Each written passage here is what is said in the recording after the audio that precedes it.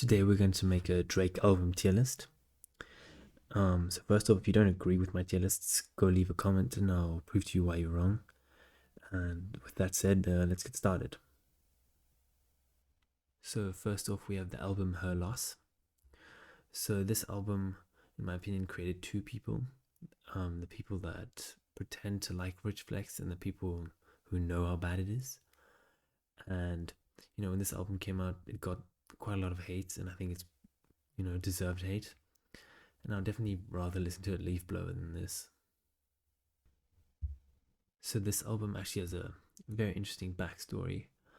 A couple of years back, the FBI had caught some terrorists, and they were faced with a sort of dilemma: if they were going to use torture or if they were going to use the more moral option and not use torture. Unfortunately, they went for the first option because they needed information from the terrorists.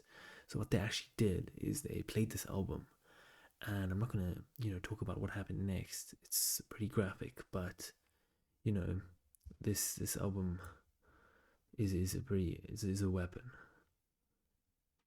So the next album is Scorpion, and I think there's two songs in here that I condone. That would be Nonstop and God's Plan. But other than that, it's pretty trash. And you would probably have to ask consent from everyone around you to play this. So in Honestly Nevermind, Drake manages to ruin Jimmy Cooks by trying to fuck a pigeonhole. And I think if you smoked and drank every night, your child would turn out better than if you listened to this once.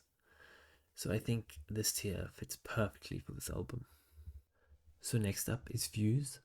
And for this video, I actually listened to every single song in this album, and I can confirm that I now have substantial brain damage, and I'm probably going to get dementia in the next 5 years. So I think this is a perfect tier for this album. So Care Package gives me PTSD to the time I listened to Care Package, so I'm going to put it right here. So next on the list is Take Care, and I think this is one of Drake's stronger albums. There's two songs that I actually kind of like. That's Crew Love and Underground Kings, and those two songs make my eardrums vibrate in a way that doesn't make me throw up immediately. So I think this would be a good place for this album. You probably shouldn't mention it, if you're on a date, but it's more acceptable than the other albums.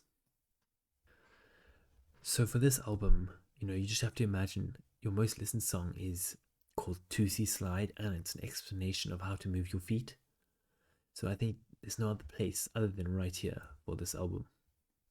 So there are a lot of More Life enthusiasts, and I'm not one of them. I'd rather listen to a Leaf Blower. All I can say about this album is that it was not a comeback. So for this album, Drake does something pretty nice.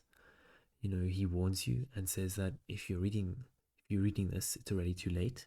And he's right. If you're reading the album cover, you're most likely already listening to the album. It means it is too late. So because Drake, warns you, I'm not going to put it too low, but I think it does belong over here.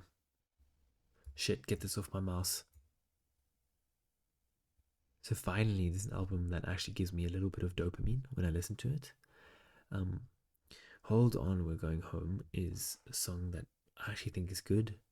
Of course, this album does have some atrocities, but I think it does deserve the highest tier that I can offer it.